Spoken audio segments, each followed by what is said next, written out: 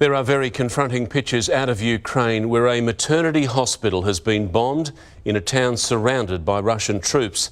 There's no official death toll yet, but the attack sent newborns and women in labour out into ruins and snow. Tonight, teams are still searching through the destruction looking for survivors.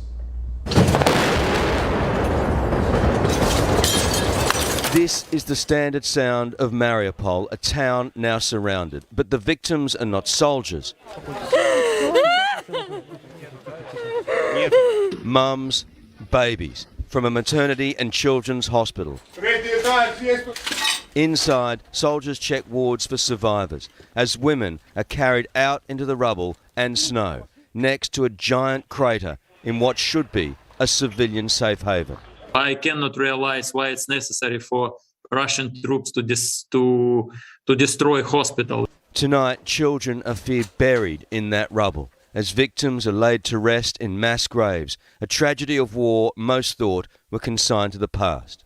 In the major trauma hospital in the capital, Kyiv, the chief doctor tells us he and his staff were coping until this.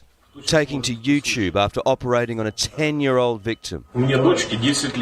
My daughter's 10 years old, he says. Someone has to stop this. My biggest fear is a missile flying into our hospital. And how do the Russians feel about unleashing that kind of hell? We were about to find out. The Ukraine government today organising a media conference with 7 Russian prisoners of war who dutifully delivered a message direct to their president, Vladimir Putin. Stop the air bombing, stop sending the troops, stop killing civilians, he said. For local media, emotions boiled over. How can you kill women and children, she asks. Such little children, he adds. It took minutes to find a reply. In this situation, our nation is fascist. Propaganda forced into it. They said they were happy volunteers. Chris Reason from Channel 7 Australia. They even took questions. Can I ask any of you as well, what will be the consequences of you speaking to the world's media like this? We don't know, he says. We don't know at all. I'd thought if I was going to meet a Russian on this assignment, they'd be armed and dangerous. The only fight here was to hold back the tears. The sight of Russian prisoners of war being paraded for the media is becoming a regular tactic for Ukrainian authorities. The target audience isn't the local audience or the world media, us, it's Russia. Fears too now for Chernobyl. Power to the plant has been cut off while the UN has lost connection to a second nuclear facility. That, as the Pentagon confirms, it's cancelled all plans to send jets to assist. The transfer of MiG-29s to Ukraine may be mistaken as escalatory and could result in a significant Russian reaction that might increase the prospects of a military escalation with NATO. The Ukrainian president increasingly frustrated. He wants those planes and a no-fly zone now. Yesterday, the world did nothing. I'm sorry, but it's true. If you are united against the Nazism and this terror, you have to close. A leader at breaking point in a war that's hit a new low. And once again, Chris Reason is live for us in Kyiv. Chris, there are now fears Russia is planning to use biological weapons.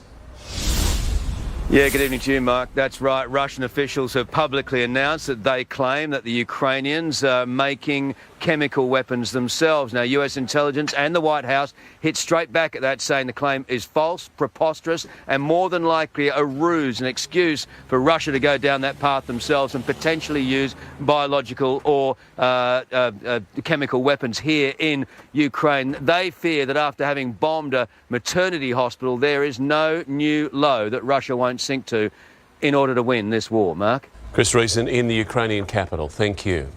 Returning to our top story now, day 14 of Russia's invasion of Ukraine, the British PM calling the latest attacks depraved.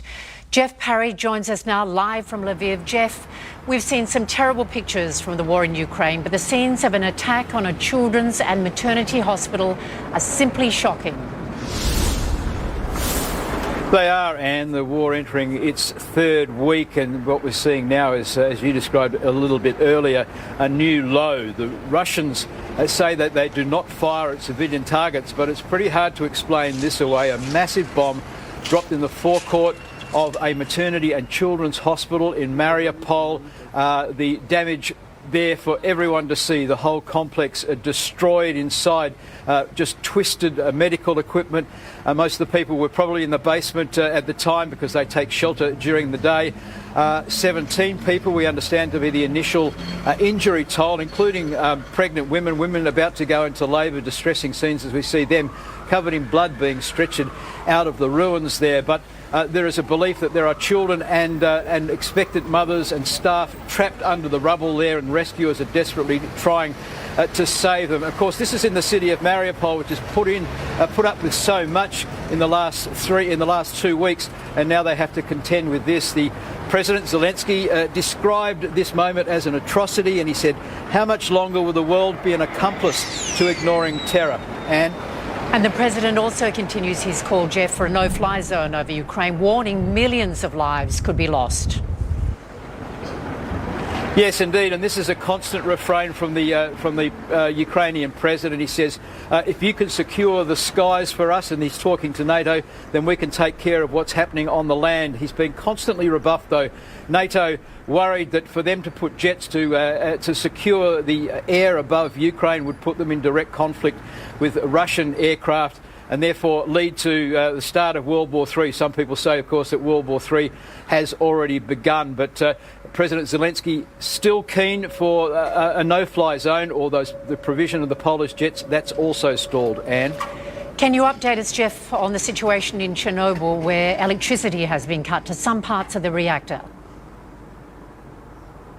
Yes, this is a growing concern. Of course, this is the nuclear power station where part of it blew up in 1986. It's still an operating nuclear power plant. They require electricity from outside the plant to keep the fuel rods stable. They do that by covering it with water. If they can't get electricity, the fear is that the water will drain away, and that's a very dangerous situation. The fear is that that could lead to possible radiation leaks in the future. Anne?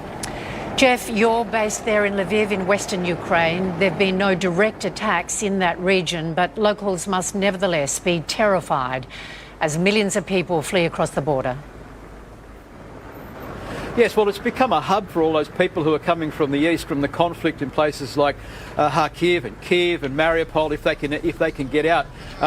Hundreds of thousands of people have flocked to this city, preparatory to leaving for neighbouring countries like Poland and Romania and Hungary. But they're also preparing for war here. They're making Molotov cocktails. We're seeing civilians lining up to join the army to get a little bit of training. There is a fear, of course, that Russia will turn its eyes west once it's dealt with places like the east of the country and the central part of the country, because Lviv is considered the possible alternative capital if the east falls to the Russians, and that what's left of Ukraine could set up government here in Lviv. Anne? All right, Jeff, thank you so much for updating us. Jeff Parry joining us live from Lviv in western Ukraine. Thanks a lot, Jeff.